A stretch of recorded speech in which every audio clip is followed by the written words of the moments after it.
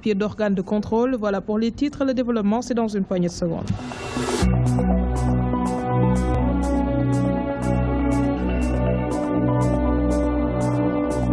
600 milliards de francs CFA sont injectés chaque année par les petites et moyennes entreprises dans le pays. Malgré leur poids économique, les PME sont toujours dans l'informel. La 6e assemblée plénière du Haut Conseil du dialogue social se veut un cadre d'échange destiné à former et à sensibiliser les acteurs dans leur transition vers l'économie formelle. Affirmation de sa présidente. Le thème retenu pour cette édition, le dialogue social, levier pour la formalisation et le développement des PME. Les précisions de Luis Tinasanya. Majoritaires comme partout ailleurs dans le monde, les PME composent 90% des entreprises au Sénégal. Partant de ces statistiques, le Haut Conseil du dialogue social, à travers sa 6e assemblée plénière, entend poursuivre la dynamique de renforcement de capacité de ses membres. Ceci dans l'objectif de bien cerner les contours de l'économie informelle et les caractéristiques de l'environnement des PME. La présente assemblée plénière s'inscrit dans le cadre de la mise en œuvre des objectifs du plan d'action triennal 2015-2018 du Haut Conseil du dialogue social en direction des acteurs de l'économie informelle et qui consiste, d'une part, à les sensibiliser et à les former dans la perspective de les accompagner dans leur transition vers l'économie formelle. D'autre part, à créer les conditions pour qu'ils bénéficient d'une protection sociale adéquate et adaptée aux caractéristiques du secteur au sein duquel ils évoluent. Le ministre du Commerce et du secteur informel venu présider la rencontre salue la pertinence de la démarche du Haut Conseil du dialogue social et encourage les PME à migrer vers le secteur formel. La mise en place des mécanismes adaptés au dialogue social, aussi bien à l'échelle nationale qu'au niveau sectoriel, et en particulier au niveau des branches et des entreprises, relève certes, il est vrai, Madame la Présidente, de la mission du Haut Conseil du dialogue social, mais participe également aussi des instruments dont le président de la République Macky Sall veut doter notre pays dans la recherche de synergies fécondes au développement de nos petites et moyennes entreprises. En effet, un dispositif comprenant de nombreuses opportunités a été mis en place par le gouvernement pour appuyer les PME. Encore faudrait-il qu'il soit approprié et partagé par les bénéficiaires. C'est peut-être là un des défis multiples et multiformes liés à la formalisation et la migration progressive du secteur informel vers le secteur formel. En effet, selon l'enquête nationale sur le secteur informel au Sénégal réalisée par l'Agence nationale de la statistique et de la démographie, le secteur informel représente 48,8% de la population active occupée, estimée à 4 538 360 personnes. Économie toujours, la franchise présente de formidables opportunités pour les PME africaines. Déclaration du président du mouvement des entreprises du Sénégal, selon Mayik Diop. Cette collaboration entre les grandes marques et les micro-entreprises peut contribuer à l'accroissement du PIB, en ce sens qu'elle renforce les pouvoirs des entreprises locales. Il prenait part à un petit déjeuner d'affaires sur la question. Kodendia était de la partie. La franchise, un levier d'optimisation des petites et moyennes entreprises face aux défis du PIB national, c'est le thème choisi par le mouvement des entreprises du Sénégal pour fortifier la collaboration entre macro et micro-entreprises. Le président du mouvement explique les raisons d'un tel choix. L'objectif, c'est d'inciter nos entreprises, surtout nos PME, à travailler avec les grandes marques occidentales. Comme je l'ai dit dans mon discours, lorsque vous circulez sur les Champs-Élysées ou Times Square à New York ou dans les malls d'Era à Dubaï ou à Pékin, on voit toutes les grandes marques qui sont présentes, mais pas au Sénégal. Donc je pense que c'est une opportunité aujourd'hui de sensibiliser nos entreprises qu'il est aujourd'hui possible de nouer des contacts de partenariat avec les grandes marques pour s'insérer au Sénégal. Le ministre Abdou Ndéné Sall salue l'initiative et revient sur l'importance de ce partenariat. Il faut que les entreprises des PME qui sont là, installées, puissent aller capter cette expérience et signer des contrats de partenariat. Par exemple, une franchise, c'est une option. C'est une option. Tu signes une option avec une entreprise qui a déjà développé un concept au niveau de l'extérieur. Vous venez le représenter au niveau dans les autres pays où le concept n'est pas encore développé. Il vous transfère son expérience et vous lui permettez de capter un marché local. Les participants à cette rencontre ont tour à tour démontré l'importance de la franchise Une méthode de partenariat qui permet de lutter contre la mortalité infantile des petites et moyennes entreprises. Je l'ai annoncé en début d'édition, les hôpitaux paralysés depuis ce lundi. Seul le service minimum est assuré. Le syndicat de la santé dans l'action unitaire des SAU a décidé de croiser les bras durant 2 jours. Le secrétaire général du SAMES révèle que le mot d'ordre a été bien suivi sur l'ensemble du territoire national. Dr Boli Diop précise qu'ils ont épuisé toutes les voies de négociation et de dialogue. Ils ont écrit une lettre au président de la République afin qu'ils soient rétablis dans leurs droits. Le sujet est signé Ndeye Fatimlo. Des couloirs et salles de consultation vides, seuls quelques patients qui attendent d'être édifiés sur leur sort. C'est le décor du SAMU municipal. Le mot d'ordre de grève de 48 heures a bien été respecté par des agents de santé, une situation que fustige cet homme venu accompagner sa mère. Selon le secrétaire général du SAMES, cette souffrance des populations est de la faute du gouvernement qui n'a toujours pas respecté ses engagements. Le service minimum et les urgences sont pris en charge parce qu'on pense aux populations sénégalaises, on pense aux malades. Donc c'est une grève sur l'ensemble du territoire de 48 heures, mais de cette façon, c'est clair, les urgences, le service minimum est assuré. On ne s'en glorifie pas, c'est pas quelque chose de normal qu'un Sénégalais, n'est-ce pas, puisse avoir une souffrance et ne pas avoir de solution. Il est de la responsabilité du gouvernement de mettre fin à la souffrance des populations par le respect, n'est-ce pas, des engagements qu'il a eu à prendre avec ces syndicats à travers une centaine de réunions. Considérant qu'ils sont victimes d'une injustice sociale, Dr Boli Diop et ses camarades ont adressé une lettre au président de la République pour qu'il puisse apporter une solution définitive à leurs maux. Aujourd'hui, nous l'interpellons directement pour qu'il donne une réponse à des points qui ont été signés et que lui avait pris des engagements parce qu'il avait dit à son gouvernement de ne pas signer des accords dont ils ne vont pas respecter. Donc aujourd'hui, on rappelle à M. le Président, c'est lui qui avait demandé que toutes les questions à incidence financière qu'on puisse le suspendre jusqu'à la fin de l'étude sur le système de rémunération. Aujourd'hui, l'étude est sortie depuis le mois d'octobre 2015. Les résultats sont sur sa table et on lui demande, n'est-ce pas, de rétablir une justice sociale. Donc c'est sur ces questions-là, on interpelle directement le président pour qu'il apporte des solutions pérennes et des solutions définitives pour qu'on puisse dépasser cette étape et vaquer à nos occupations. En attendant la marginalisation des accords, chaque 15 jours durant 48 heures, ces travailleurs de la santé vont être en grève. D'ailleurs, ils comptent faire une marche pour être établis dans leurs droits. Allons dans le nord du pays. Colère et indignation au centre régional de formation en santé de Saint-Louis. Les pensionnaires sont montés au créneau pour dénoncer leurs difficiles conditions d'apprentissage. Une situation qui serait due à une guerre de positionnement entre le directeur de l'établissement et son directeur des études. Les élèves indiquent qu'ils sont les seuls perdants dans cette histoire. Ils confient qu'ils essuient en ce moment des menaces des deux parties en faction. Le porte-parole, Mamadou Ndiaye, réagit au micro de Gambi Diagne. Voilà, ce qui se passe, c'est qu'au début, on recevait à temps nos emplois du temps. Parce que même dans l'article, dans le règlement intérieur de l'école, l'emploi du temps devrait être affiché par le directeur des études pour une semaine, une durée d'une semaine. Mais depuis le mois d'août, on nous envoie des morceaux d'emploi du temps, parfois vers 23 heures. Et nous arrivait même de venir en classe le jour J pour savoir le cours qu'on avait. Or que nous sommes en APC. C'est une approche par compétence. Et en APC, on ne devrait pas venir en classe sans pour autant savoir le cours qu'on avait. On s'est dit que cette situation était vraiment inacceptable. On ne pouvait plus l'accepter. On va alors réagir. Comment? Non pas en jetant des pierres ou bien en allumant des pneus ou en insultant, mais juste en le faisant de manière réfléchie parce qu'on est des personnes raisonnables. On est allé alors auprès du directeur des études pour lui poser le problème. On lui a demandé pourquoi il a arrêté ses fonctions, pourquoi il n'affichait plus les emplois du temps, pourquoi on n'avait pas encore fait de synthèse, pourquoi on n'avait pas encore fait de devoir, beaucoup de questions qui étaient en suspens. Il nous a dit qu'il n'était plus susceptible de faire convenablement son travail dans la mesure où il ne disposait plus assez de ressources pour le faire.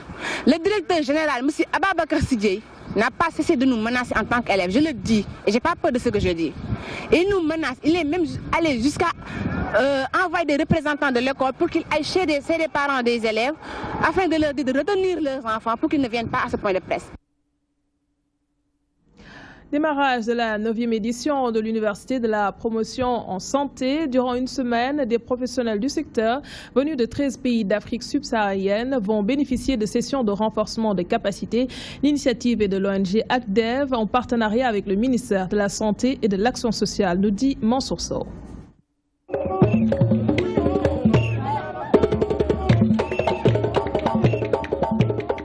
Ce ballet d'ouverture donne le coup d'envoi de la 9e édition de l'Université de la promotion santé. Besançon d'abord, Dakar ensuite, puis Bruxelles. Et pour cette 9e édition, Dakar est à nouveau à l'honneur. Aujourd'hui, dans les 11 modules qui seront dispensés durant cette université d'été, vous trouverez, n'est-ce pas, parmi les formateurs, des membres de la direction, des directions du ministère de la Santé et de l'Action sociale. Mais aussi du côté des participants, il y a beaucoup de participants sénégalais qui ont pris part à cette université sur la promotion de la santé. Nous avons introduit 3 nouveaux modules, un module qui travaille sur l'hygiène, la sécurité des patients. Et vous savez tous qu'il y a quelques années, nous avons traversé plutôt des périodes Ebola et autres. Aujourd'hui, nous avons introduit ce module qui permet justement à ces professionnels de la santé de pouvoir identifier les meilleures pratiques de prévention et, comment dirais-je encore, de prévention. Cette rencontre de réflexion sur les problématiques de la santé coïncide avec les 25 ans de l'ONG Action et Développement. Un quart de siècle au service des couches les plus défavorisées. Aujourd'hui, nous avons traversé 25 années où nous avons pu quand même nous affirmer dans le paysage de la société civile, dans la mise en œuvre de projets de développement communautaire, dans la mise en œuvre de projets de développement sanitaire, etc. Donc aujourd'hui, c'est avec beaucoup d'émotion et de fierté que nous fêtons les 25 ans d'existence de notre organisation. Cette session de mise à niveau va réunir plus de 250 participants venus d'Afrique et d'ailleurs. Pendant une semaine, ils vont échanger sur des questions de santé. Information. Le chapitre politique, les leaders de Wattu Sénégal se disent satisfaits de leur marche du 14 octobre.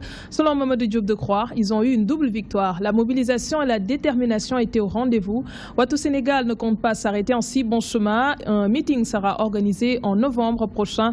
Mais d'ici là, ses membres ont continué le combat sur la refonte du fichier électoral, la gestion des ressources naturelles et les libertés fondamentales. Voici Mamadou Diop Decroix au micro de Fatou Bintou Diagne.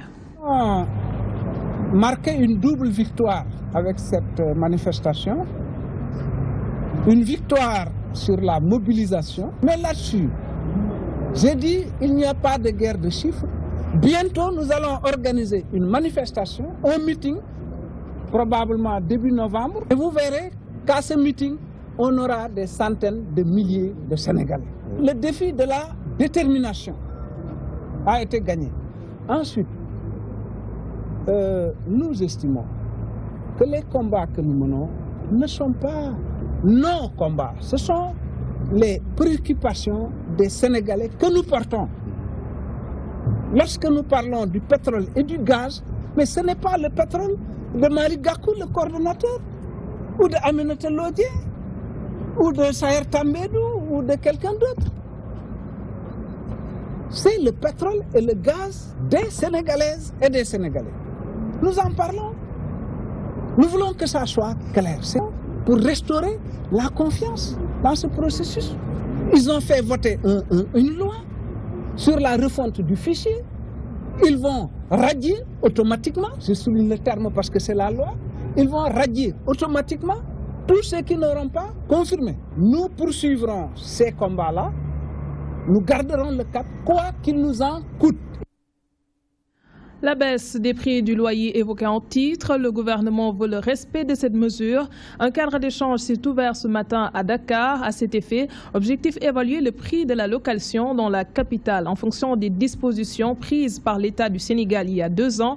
La rencontre a été présidée par le ministre du Commerce qui demande à ce que des recommandations soient formulées à la fin de cette rencontre. Ababakar Sadir Top nous en dit un peu plus. Après la promulgation de la loi sur la baisse des prix du loyer, l'heure est à l'évaluation population. Promoteurs, locataires et autorités étatiques se retrouvent autour d'une table pour discuter des insuffisances afin d'y apporter des améliorations. Nous avons reçu 10 954 cas au niveau du numéro vert du ministère du Commerce et nous avons reçu au niveau donc de l'ASCOSEN 5 851 cas de contestation du loyer, ce qui fait à peu près un peu moins de 16 000 cas que nous avons reçus sur 3 ans. Chaque année, les réclamations diminuent, mais les bailleurs aussi tentent de trouver de nouvelles formules pour éviter d'appliquer la réglementation. Le ministre du Commerce, venu présider l'atelier, rappelle les difficultés des logements sociaux à Dakar et propose lui aussi un certain nombre de recommandations. Cette loi sur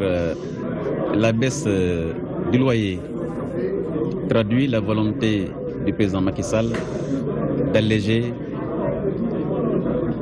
les coûts de la vie pour nos compatriotes. Donc c'est une loi qui va dans le sens de l'amélioration du pouvoir d'achat des Sénégalaises et des Sénégalais.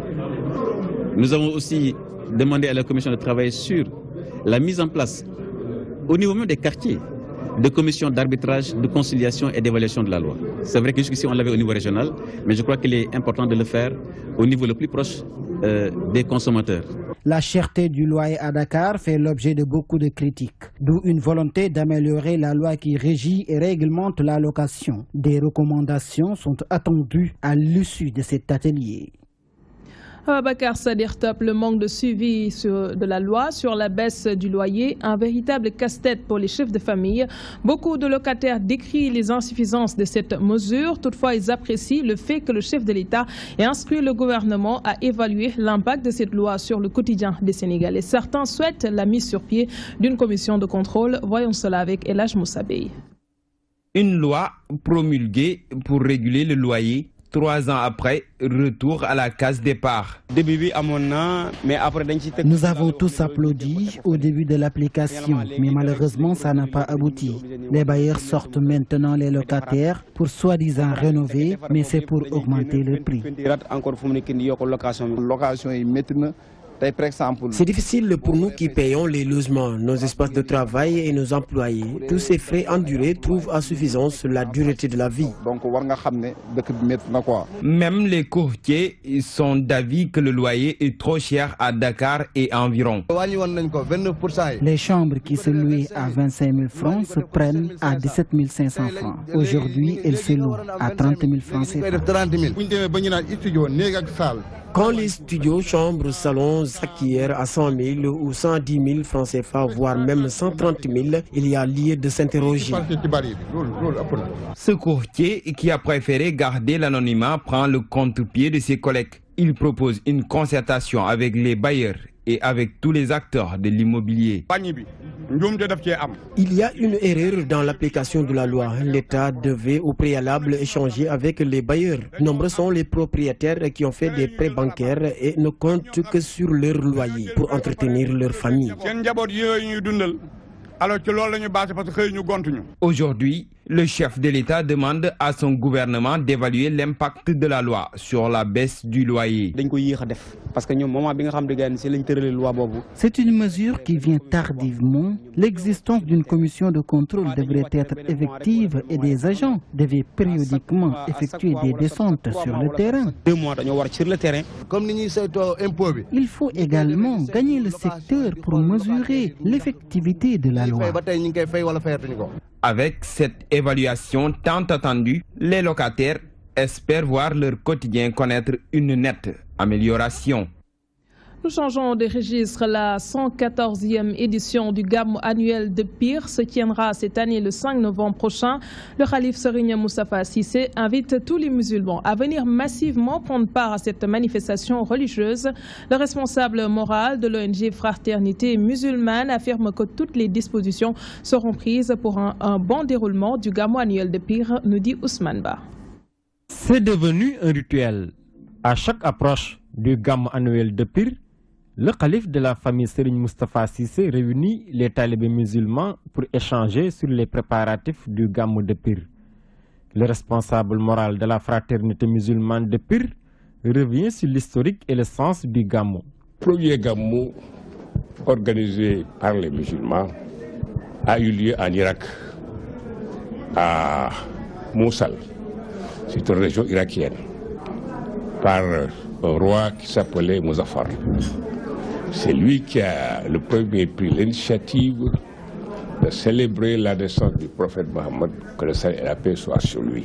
Le calife de la famille Serigne Moustapha Cissé lance ainsi un appel à tous les musulmans de venir prendre part au Gamou annuel de Pire. Le Gamou de Pire, c'est une occasion de rassemblement, de communion et de prière. Donc je crois que tous ceux qui croient en Dieu peuvent y assister. Donc je lance une invitation à tout le monde pour leur demander de venir nombreux célébrer avec nous la naissance du prophète Mohammed à Pire le 5 novembre. Selon le calife du feu Tafsir Abdou Cissé et par ailleurs responsable moral de la fraternité musulmane, toutes les dispositions nécessaires seront prises pour la bonne réussite de l'événement. Nous avons déjà tenu une réunion du CRD à Thiès, présidée par le gouverneur, et à laquelle participaient tous les chefs de l'État régionaux, la sécurité également.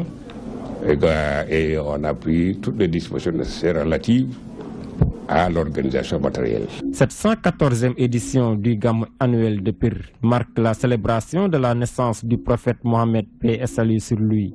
Un événement placé sous le signe de la communion et de la fraternité entre musulmans. Plus de 60 handicapés viennent d'être recrutés par le directeur de Dakar Demdik. Le mouvement des handicapés républicains du Sénégal se réjouit de l'intérêt que leur porte le patron de la société de transport.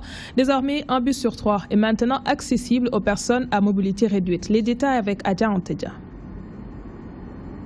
Pousse un ouf de soulagement.